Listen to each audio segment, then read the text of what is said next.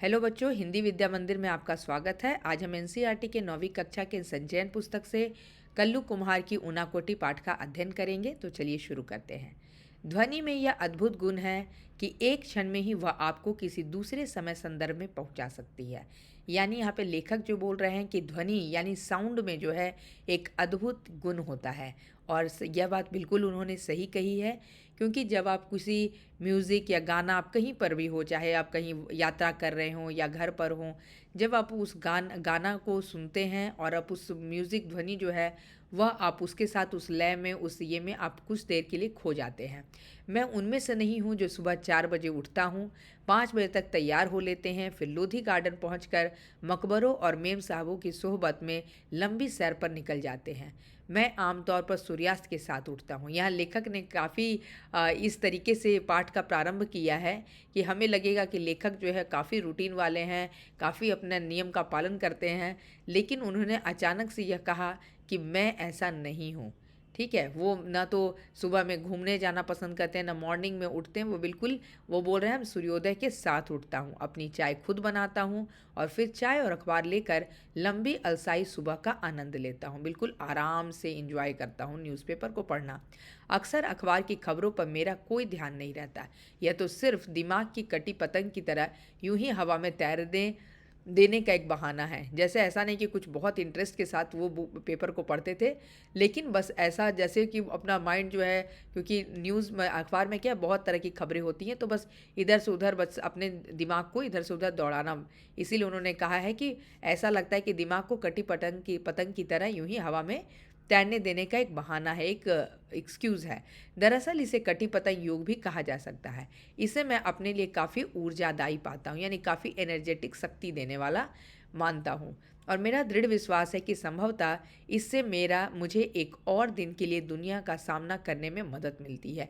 क्योंकि जब आप न्यूज़पेपर पढ़ते हैं तो आप दुनिया को से रूबरू होते हैं, आपको जानकारियाँ मिलती हैं, और फिर आप किसी से जब कोई बात करते हैं, डिस्कस करते हैं, तो आप अपने आप को मतलब एक्सप्रेस कर पाएंगे जब आप आज की दुनिया से तालमेल और जो करंट अफेयर्स के बारे में आपको पता हो। एक ऐसी दुनिया का सामना करने में जिसका कोई सिर पैर समझ पाने में मैं खुद को असमर्थ पाता हूँ। अभी हाल ही में मेरी इस शांतिपूर्ण दिनचर्या में एक दिन खलल पड़ गई। खलल मतलब डिस्टरबेंस।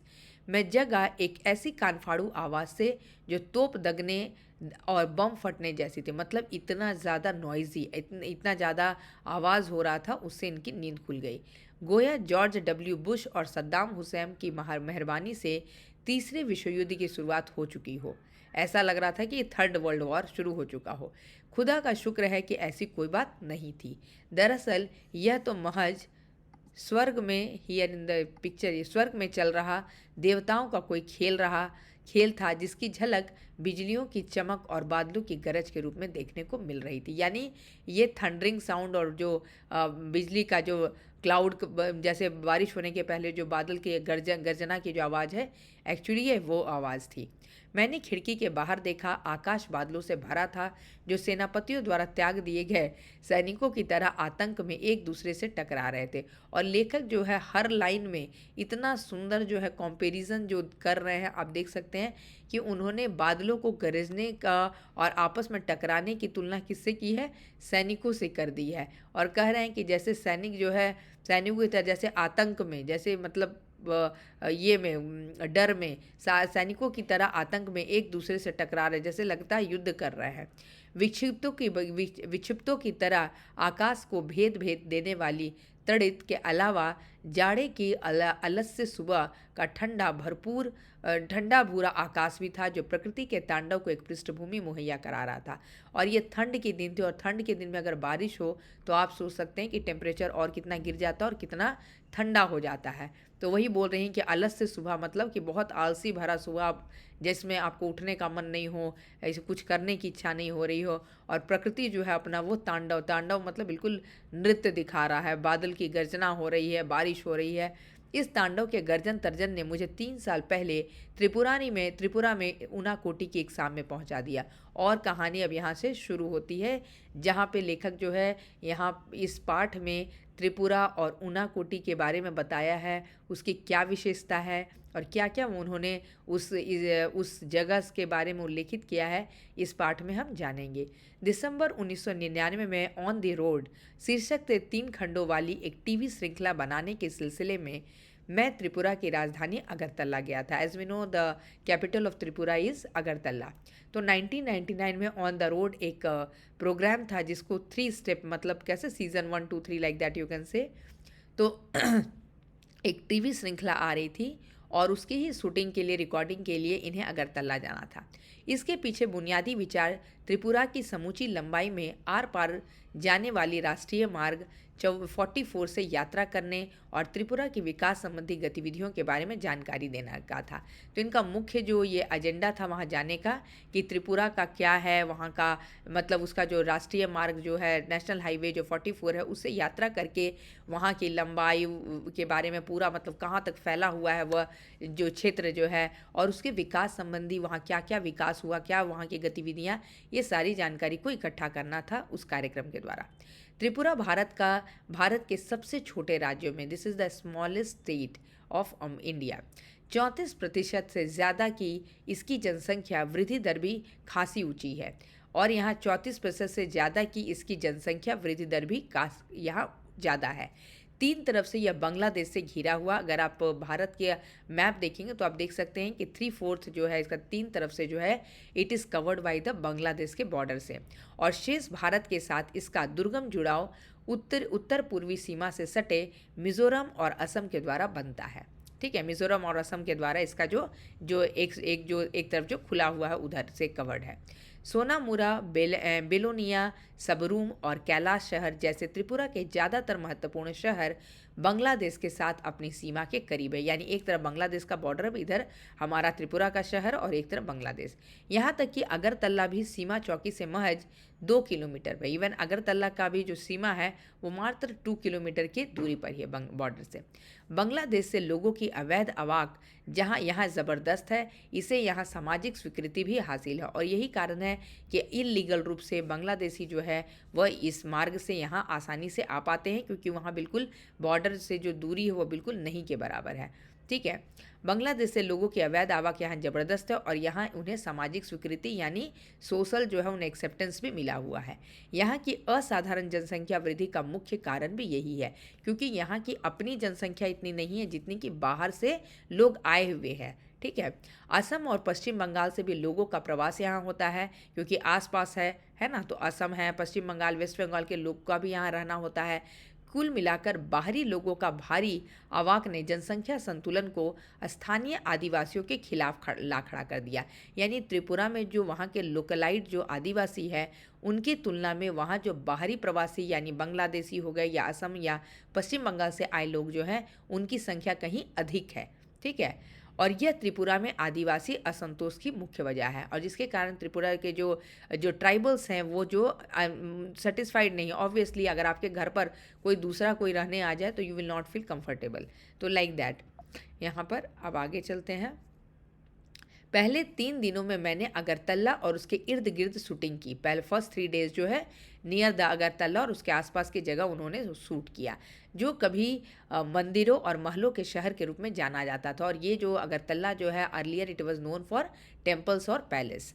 उज्जैंत महल अगरतला का मुख्य महल है, जिसमें अब वहाँ की राजधानी विधानसभा बैठती है। उज्जैंत महल जो है वहाँ का अगरतला का मेन पैलेस है, जहाँ अब वहाँ का विधानसभा, जैसे यहाँ पे बेंगलोर में विधानसभा, विधान सौदा जैसे आप दूसरे जगहों में भी देखते हैं, उसी तरह वहाँ का विधानसभा वहाँ बैठता है।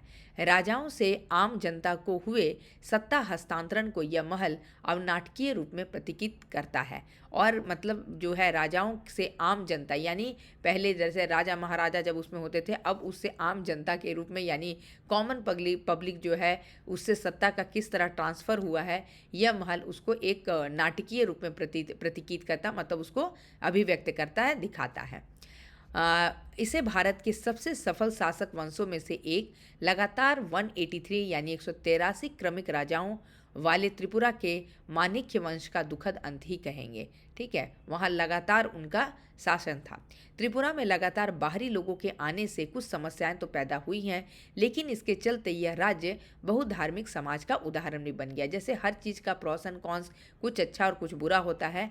तो पहली बात तो यहाँ जनसंख्या ओवर हो गया है, क्योंकि यहाँ की वास्तविक जनसंख्या, यहाँ की स्थानीय जनसंख्या उतनी नहीं है जितना बाहरी लोगों के प्रवास से यहाँ जनसंख्या बढ़ गई है। बल्कि लेकिन वहीं दूसरी तरफ यहाँ बहुधार्मिक समाज का यह उदाहरण है। ऑब्वियसली, क्योंकि जब दूसरे धर्म के लोग यहाँ रह रहे हैं तो यहाँ पे बहुत सारे लोगों के एक साथ रहने से कल्चर, जो मिक्सअप कल्चर जो है वो देखने को मिलता है। त्रिपुरा में 19 अनुसूचित जनजातियों और विश्व के चारों बड़े धर्मों के प्रतिनिधित्व मौजूद है। मतलब जो बिगेस्ट, जो चारों हिंदू, मुस्लिम, सिख, ईसाई जो धर्म है उन सब का प्रतिनिधित्व यानी रिप्रेजेंट आपको यहाँ देखने को मिलेगा। अगरतला के बाहरी हिस्से पैचारथल में मैंने एक सुंदर बौद्ध मंदिर देखा। पूछने पर मुझे बताया गया कि त्रिपुरा के 19 कबीलों में से 2 यानी चकमा और मुघ महायानी बौद्ध हैं। ठीक है, उनके 19 जो ट्राइबल्स हैं उनमें से 2 ऐसे जो हैं वो बौद्ध हैं। ये कबीले त्रिपुरा में बर्मा या म्यांमार से चटगांव के रास्ते आए थे।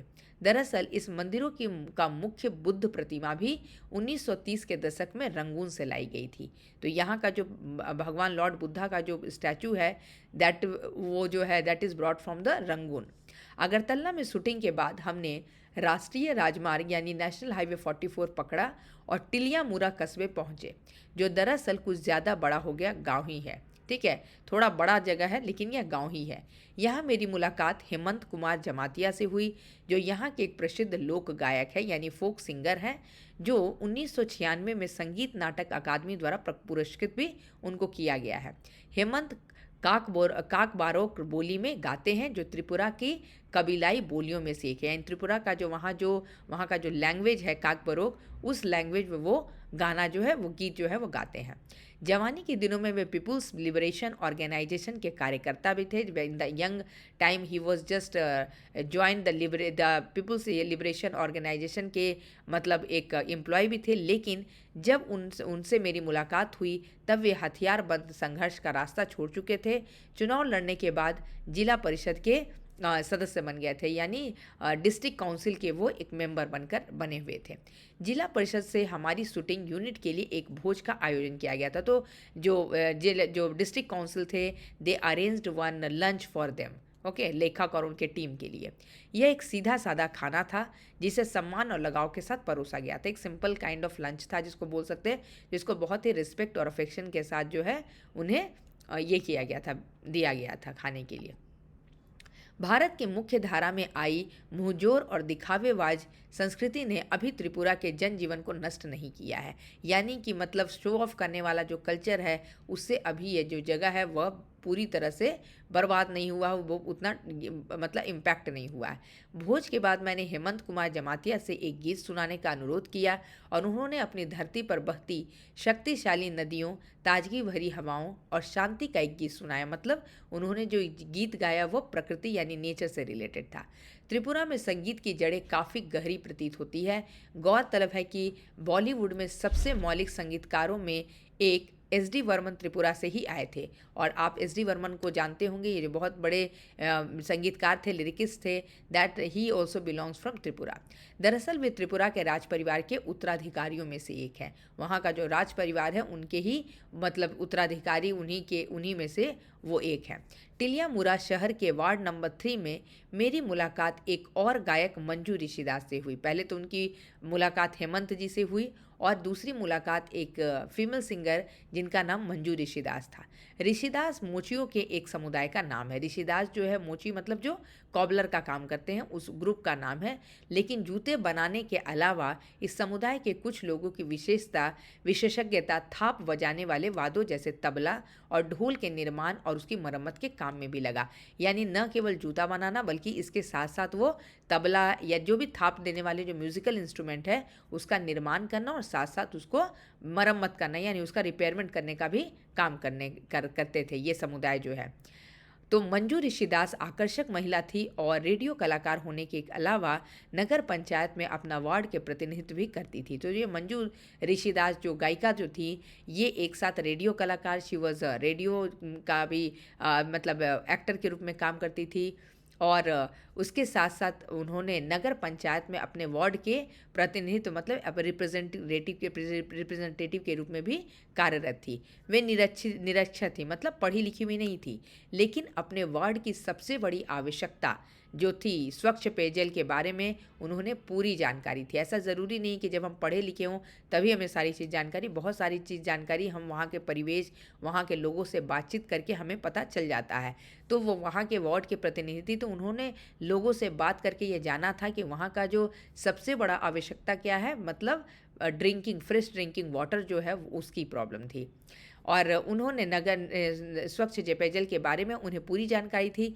नगर पंचायत को वे अपने वार्ड में नल का पानी पहुंचाने और इसका मुख्य गलियों में ईंट बिछाने के लिए राजी कर चुकी थी। और इसके लिए उन्होंने नगर पंचायत को जो है ये उस चीज़ के लिए रेडी कर लिया था कि हमारी जगह, हमारे जो गांव है या जहाँ की वो वार्ड प्रतिनिधि थी, वहाँ के लोगों को जल की समस्या और साथ साथ वहाँ पर जो जगह है वहाँ पर ईंटें बिछाने की, जैसे रोड्स वगैरह, गली वगैरह, स्ट्रीट वगैरह में पानी भर जाता है, रोड कच्ची रहती है, तो वहाँ पर ईंटें बिछाने के लिए उन्होंने उनको राज़ी कर लिया था, यानी रेडी करवा लिया था। हमारे लिए उन्होंने 2 गीत गाए और इसमें उनके पति ने शामिल होने की कोशिश की, क्योंकि मैं उस समय उनके गान की शूटिंग भी कर रहा था। तो वो गाने की शूटिंग कर रहे थे और साथ साथ उन्होंने वहाँ पर 2 गाना गाया और उनके हस्बैंड भी उसमें उनको साथ देने की कोशिश कर रहे थे। गाने के बाद वे तुरंत एक गृहिणी की भूमिका में आ गई। यह बात उन्होंने, लेखक ने बहुत ही बड़ी बात बताई है कि कहने का मतलब कि वो एक वार्ड रिप्रेजेंटेटिव थी, वो एक रेडियो में भी कार्यकर्ता थी, लेकिन जब बात आती है घर की तो शी वॉज अ नॉर्मल, जैसे गृहिणी होती, हाउसवाइफ होती, लाइक दैट। और बगैर किसी हिचक के हमारे लिए चाय बना कर ले आई। मतलब जब जैसे ही उनका शूटिंग ख़त्म हुआ, then she just change her character like, और वो एक तुरंत गृहिणी के ये में आ गई और तुरंत उन्होंने लेखक और उनके टीम के लिए चाय का बंदोबस्त किया, चाय बनाया। और मैं इस बात को लेकर आश्वस्त हूँ कि किसी उत्तर भारतीय गांव में ऐसा होना संभव नहीं है, क्योंकि वे स्वच्छता के नाम पर एक नए किस्म की अछूत प्रथा वहाँ अब भी चलन में थी। स्वच्छता के नाम पर एक अछूत मतलब थोड़ा अनटचेबल वाला जो ये था, वो अब भी वहाँ लोग क्लीनिनेस के नाम पर थोड़ा ये करते थे। त्रिपुरा के हिंसाग्रस्त मुख्य भाग में प्रवेश करने से पहले अंतिम पड़ाव टिलियामुरा ही है। राष्ट्रीय मतलब वहाँ का जो हिंसाग्रस्त यानी जो थोड़ा सा डिस्टर्बेंस वाला जो प्लेस है, उसका जो अंतिम पड़ाव था वो प्लेस का ही नाम टिलियामुरा है। राष्ट्रीय राजमार्ग 44 पर अगले 83 किलोमीटर यानी 83 किलोमीटर यानी मनु तक की यात्रा के दौरान ट्रैफिक सीआरपीएफ की सुरक्षा में काफिलों की शक्ल में चलता है। मतलब यहाँ पर इतना ज़्यादा वायलेंस और मतलब जो डिस्टर्बेंस वाला एरिया है, तो यहाँ पे सीआरपीएफ की जो सुरक्षा बल है वो एक काफिला मतलब जस्ट लाइक एक ये बना के बड़ा सा एक क्या बोल सकते हैं, एक आर्मी की तरह जो है एक बनाकर वो चलते हैं। मुख्य सचिव और आईजी सीआरपीएफ से मैंने निवेदन किया था कि वे हमें घेरीबंदी में चलने वाले काफिले के आगे आगे चलने दें। ठीक है, तो उन्होंने उनसे रिक्वेस्ट किया था कि उनका जो पूरा कवर एरिया है, जो सीआरपीएफ के जो जवान हैं, उन्हें उनके आगे चलने दिए। थोड़ा सा नानुकुर के बाद वे इसके लिए तैयार हो गए, लेकिन उनकी शर्त यह थी कि मुझे और मेरे कैमरामैन को सीआरपीएफ की हथियारबंद गाड़ी में चलना होगा। बोला कि ठीक है, आपको आगे जाने का मौका दिया जाएगा, लेकिन आपको यह कंडीशन है कि you can't sit in a normal vehicle, you have to sit with the CRPF, जो वहाँ के जो सोल्जर्स हैं उनके साथ आपको बैठना होगा। काफिला दिन में 11 बजे के आसपास चलना शुरू हुआ। मैं अपनी शूटिंग के काम में ही इतना व्यस्त था कि उस समय तक डर के लिए कोई गुंजाइश ही नहीं थी। और मतलब लेखक जो इतना इस बात से परेशान नहीं थे, वो सोच नहीं रहे थे कि वो बहुत ही कोई डेंजरस एरिया को पार कर रहे हैं। ठीक है, because he was fully involve in his work. ठीक है, जब तक मुझे सुरक्षा प्रदान कर रहे सीआरपीएफ के कर्मी ने साथ की निचली पहाड़ियों पर इरादतन रखे 2 पत्थरों की तरफ मेरा ध्यान आकृष्ट नहीं किया। और अचानक से जाते जाते एक सीआरपीएफ के जवान ने बताया कि लेखक का ध्यान आकृष्ट करते हुए बोला कि ये जो आप पत्थर देख रहे हैं, तो बोला तो 2 दिन पहले हमारा एक जवान यही विद्रोहियों द्वारा मारा गया था। और उन्होंने जानकारी दी कि 2 दिन पहले एक सीआरपीएफ के जवान को इन्हीं पत्थरों से यहाँ के जो विद्रोही, यहाँ के जो ये हैं, वो जो टेररिस्ट बोल सकते हैं वहाँ के, वो उन्होंने हमारे जवान को मार दिया था। मेरी उसने कहा, जब उन्होंने यह जाना यह बात, तो उन्हें एक जस्ट लाइक गूज बम्स हो जाना होता है ना, मेरी रीढ़ में एक झुरझुरी से दौड़ गई। मनु तक की अपनी शेष यात्रा में मैं यह ख्याल अपने दिल से निकाल नहीं पाया कि हमें घेरे हुए सुंदर और अन्यथा शांतिपूर्ण प्रतीत होने वाले जंगलों में किसी जगह बंदूक लिए विद्रोही भी छिपे हो सकते हैं, क्योंकि अभी तक वो काम में इतने बिजी थे कि वो नहीं सोच पा रहे थे कुछ इस बारे में। लेकिन जैसे ही उन्हें सीआरपीएफ के जो जवान ने यह इत्तला किया, यह बताया कि 2 दिन पहले की ही ऐसी घटना है, तो वो अचानक से जो सुंदर दिखने वाला, जो प्रकृति को एंजॉय करते हुए जा रहे थे, अचानक से उन्हें पता चला कि इसके पीछे हो सकता है कि बहुत सारे विद्रोही जो है वो जंगल में बंदूक लेकर छिपे हों। त्रिपुरा की प्रमुख नदियों में से एक मनु नदी के किनारे स्थित मनु एक छोटा सा कस्बा है। जिस वक्त हम मनु नदी को पार जाने वाले पुल पर पहुंचे, सूर्य मनु के जल में अपना सोना उड़ेल रहा था। और जब वो मनु मतलब वो जो प्लेस पहुँचे, वहाँ एक मनु नाम की नदी भी है, तो जब वो उसको उस नदी को पार कर रहे थे पुल के द्वारा, तो ऐसा सनसेट हो रहा था, ऐसा लग रहा था कि सूर्य का जो सोना है, द गोल्डन लाइट जो है सूर्य का, वो ऐसा लग रहा है कि वो नदी में उड़ेलना, like pouring in the water. वहाँ मैंने एक और काफिला देखा। Then he saw one more troop. एक साथ बंधे हजारों बांसों का एक काफिला किसी विशाल ड्रैगन जैसा दिख रहा था। मतलब बहुत सारे, मतलब थाउजेंड ऑफ बैम्बूज जो है, it was tying together, it just looks like a dragon. और नदी पर बहा चला आ रहा था। डूबते सूरज की सुनहरी रोशनी उसे सुलगा रही थी, और वो किस पर, it was floating on that river, जो मनु रिवर है। और ऐसा लग रहा था कि जैसे सूर्य की रोशनी में वो जो ऐसा लग रहा था, इट्स बर्निंग। और हमारे काफिले को सुरक्षा दे रही सीआरपीएफ की एक समूची कंपनी के उलट इसकी सुरक्षा का काम सिर्फ 4 व्यक्ति संभाले हुए थे। और इस तरफ उन्होंने देखा कि इसका जो पूरा जो समूची जो है कंपनी है, मतलब केवल 4 व्यक्ति वहाँ थे उसकी सुरक्षा के लिए, जबकि इनके पास पूरा एक ट्रुप चल रहा था सीआरपीएफ का, उनको ये देखने, सुरक्षा देने के लिए। अब हम उत्तरी त्रिपुरा जिले में आ गए, यानी नॉर्थ त्रिपुरा डिस्ट्रिक्ट में आ गए। यहाँ की लोकप्रिय घरेलू गतिविधियों में से एक है अगरबत्तियों के लिए बांस की पतली सीख तैयार करना। यहाँ पर आकर उन्होंने जाना कि यहाँ का जो मेन जो डोमेस्टिक बोल सकते हैं या स्मॉल स्केल इंडस्ट्री जो है, वो वहाँ पर क्या करते हैं, वो अगरबत्ती के लिए बांस की पतली सीख तैयार की जाती है। अगरबत्ती, you know that incense stick. अगरबत्तियां बनाने के लिए इन्हें कर्नाटक और गुजरात भेजा था। जब ये अगरबत्ती यहाँ बनाकर ये कर्नाटक और गुजरात जैसे प्लेसों में भेजते हैं। उत्तरी त्रिपुरा जिले का मुख्यालय कैलाश शहर है, जो बांग्लादेश की सीमा से काफ़ी करीब है। उत्तरी त्रिपुरा का जो मेन मुख्यालय, जो मेन ऑफिस है, दैट इज़ कैलाश शहर। और यह जो है, ये बांग्लादेश का जो बॉर्डर है, इससे बहुत ही नियर है। मैंने यहाँ के जिलाधिकारी से मुलाकात की, वहाँ का जो डिस्ट्रिक्ट मजिस्ट्रेट थे, वहाँ से उनसे बात की, जो केरल से आए एक नौजवान निकले। और the person he came from Kerala. वे तेज तर्रार, मिलनसार, उत्साही व्यक्ति थे। मतलब बहुत ही स्मार्ट, बहुत ही आसानी से मिंगल होने वाले, और बहुत ही एक्साइटेड, उत्साही, जोश वाले। चाय के दौरान उन्होंने मुझे बताया कि टीपीएस की खेती को त्रिपुरा में खासकर उत्तरी जिले में किस तरह सफलता मिली है। और इसके साथ ही लेखक ने हमें एक और महत्वपूर्ण जानकारी यहाँ पे दी है, जो है टरू पोटैटो सीड्स की खेती कैसे यहाँ की जाती है, और सफलतापूर्वक यहाँ पे उत्तरी जिले में किस तरह से सफलता मिली है। आलू की बुआई के लिए आमतौर पर नॉर्मली क्या किया जाता है, पारंपरिक आलू की बीजों की ज़रूरत 2 मीट्रिक टन प्रति हेक्टर पड़ती है। जब आलू की जो खेती होती है, बुआई होती है, तो कम से कम आलू की बुआई के लिए कम से कम कितनी ज़रूरत है, 2 मीट्रिक टन प्रति हेक्टर जो है आलू के बीज की ज़रूरत पड़ती है। इसके बरबस टीपीएस की सिर्फ 100 ग्राम मात्रा ही 1 हेक्टर की बुआई के लिए काफ़ी है। कहाँ है यहाँ, आप बोल रहे हैं आप 2 मीट्रिक टन का जहाँ पर बुआई के लिए ज़रूरत पड़ी है, वहाँ टीपीएस की सिर्फ, यानी टेरू पोटैटो सीड्स की केवल 100 ग्राम मात्रा ही 1 हेक्टर की बुआई के लिए काफ़ी है। तो आप देख सकते हैं कितना बड़ा चेंजेस है।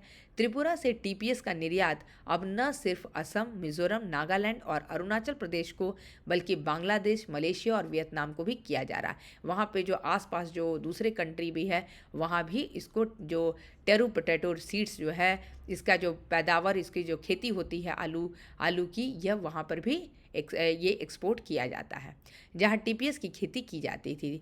और वियतनाम को भी किया जाता है। कलेक्टर ने अपने एक अधिकारी को हमें मुराई गांव ले जाने को कहा, जहां टीपीएस की खेती की जाती थी। और फिर उन्होंने एक अधिकारी को बुलाकर बोला कि मतलब आप इन्हें ले जाकर मुराई जो गांव है जहां पर टीपीएस जो यानी टरू पोटैटो सीड्स की जो खेती की जाती है उगाने की, तो वहाँ पर जाके ये देख सकते हैं। फिर जिला अधिकारी ने अचानक मुझसे पूछा, क्या आप ऊनाकुटी में शूटिंग करना पसंद करेंगे?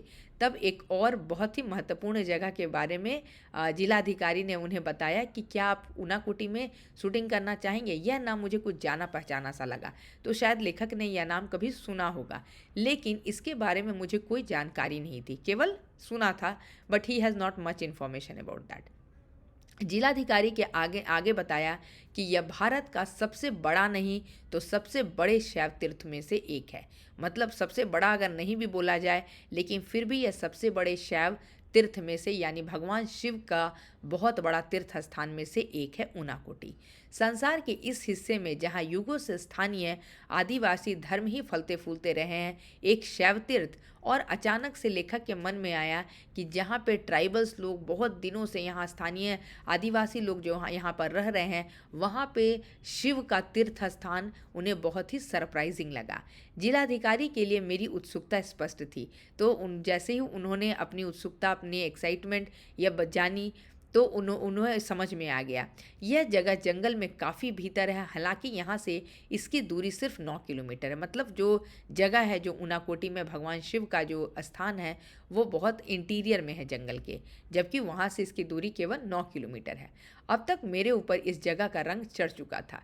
टिलियामुरा से मनु तक की यात्रा कर लेने के बाद मैं खुद को ज़्यादा साहसी भी महसूस करने लगा था, क्योंकि टिलियामुरा से मनु तक की यात्रा उन्होंने सीआरपीएफ के जवानों के साथ की थी, और जो कि आसान नहीं थी। और जब उन्हें पता चला कि 2 दिन पहले ही एक सीआरपीएफ की जवान की मृत्यु जो है वो विद्रोहियों के द्वारा हुई, तो अब लेखक को अपने अंदर एक साहस, एक बहादुरी का अनुभव हो रहा था कि जब मैं वहाँ तक पार कर सकता हूँ, तो मैं ऊनाकोटी भी जाकर भगवान शिव का जो तीर्थ स्थान है उसको देख सकता हूँ। ठीक है। और वो बिल्कुल रेडी हो गए, और वो टिलियामुरा से और जाने के बाद उनका माइंड जो है वो मेकअप कर लिए थे। मैंने कहा कि मैं निश्चय ही वहाँ जाना चाहूँगा, और यदि संभव हुआ तो इस जगह की शूटिंग करना भी मुझे बहुत अच्छा लगेगा।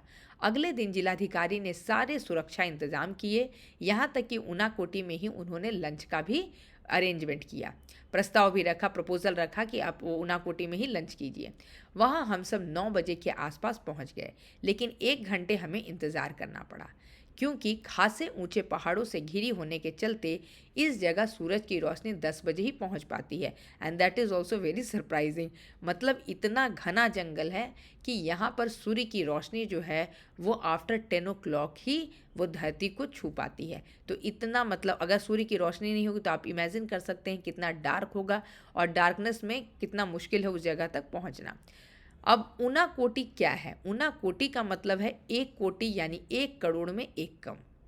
और एक स्टोरी है इसके पीछे कि ऊनाकोटी में शिव की 1 कोटि से 1 कम मूर्तियाँ हैं। ऊनाकोटी में भगवान शिव की 1 करोड़ में 1 कम उतनी मूर्तियाँ हैं।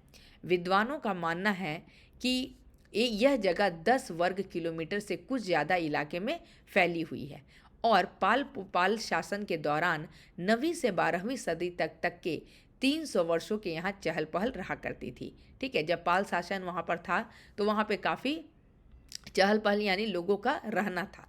पहाड़ों को अंदर से काटकर यहाँ विशाल आधार मूर्तियाँ बनी हैं, और पहाड़ों को अंदर से काटकर वहाँ पे आधार मूर्तियाँ, विशाल आधार मतलब जस्ट लाइक बेस बोल सकते हैं।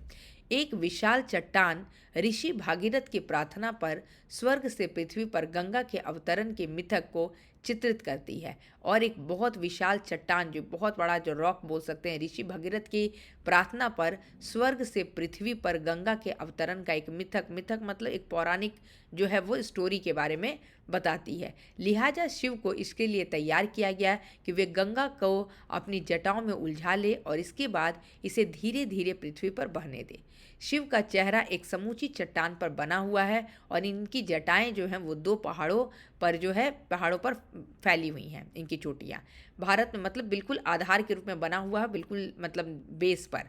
और ये बिल्कुल चट्टान पर भगवान शिव का एक बहुत ही सुंदर जो है वो मूर्ति बनी हुई है और उनकी जो जटाएं जो बाल जो है वो दो पहाड़ों पर फैली हुई है। ठीक है। और पूरे साल बहने वाले एक जलप्रपात पहाड़ों से यह उतरता है और उनकी जटाएं जो है दो पहाड़ की चोटियों पर फैली हुई है।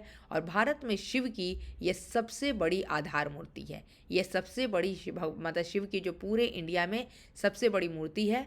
पूरे साल बहने वाले एक जलप्रपात पहाड़ों से उतरता है जिसे गंगा जितना ही पवित्र माना था। और एक जलप्रपात एक वाटरफॉल वहाँ से गिरता है जिसे मतलब गंगा जैसे नदी की तरह ही उसे भी उतना ही पावन और पवित्र माना गया है। ठीक है। और इसके बाद यहाँ पे बताइए पूरा इलाका ही शब्दशः देवी देवताओं की मूर्तियों से भरा, यानी पूरा जो एरिया जो है वह भगवान की ही स्टैचू से भरा हुआ है।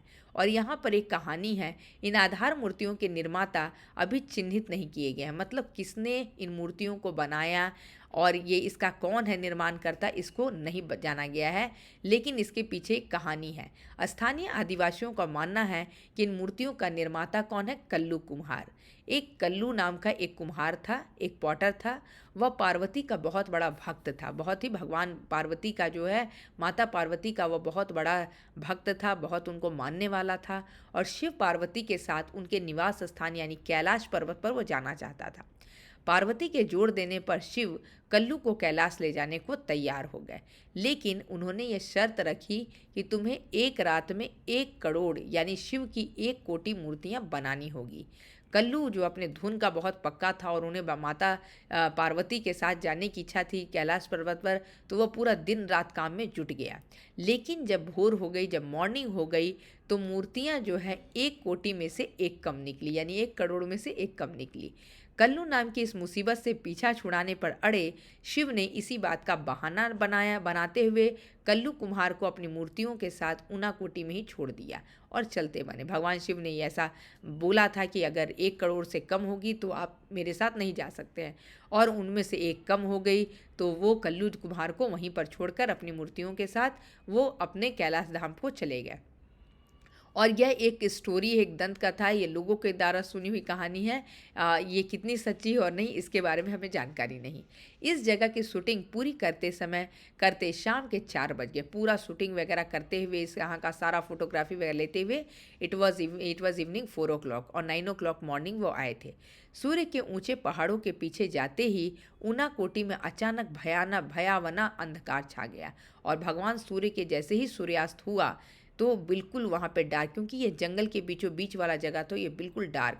मिनटों में जाने कहाँ से बादल भी घिर आए और जब तक हम अपने उपकरण समेटे बादलों की सेना गर्जन तर्जन के साथ कहर बरपाने लगी। और उनके पास जो भी वो इक्विपमेंट्स वगैरह थी शूटिंग करने के लिए, कैमरा, ये जब तक वो सबको अरेंज करके पैकअप करने लगे हुए थे तब तक मतलब वर्षा देव जो है वो बरसात करने लगे। शिव का तांडव शुरू हो गया था, जो कुछ वैसा ही था जैसा मैंने 3 साल बाद जाड़े की एक सुबह दिल्ली में देखा और जिसने मुझे एक बार फिर ऊनाकोटी पहुंचा दिया।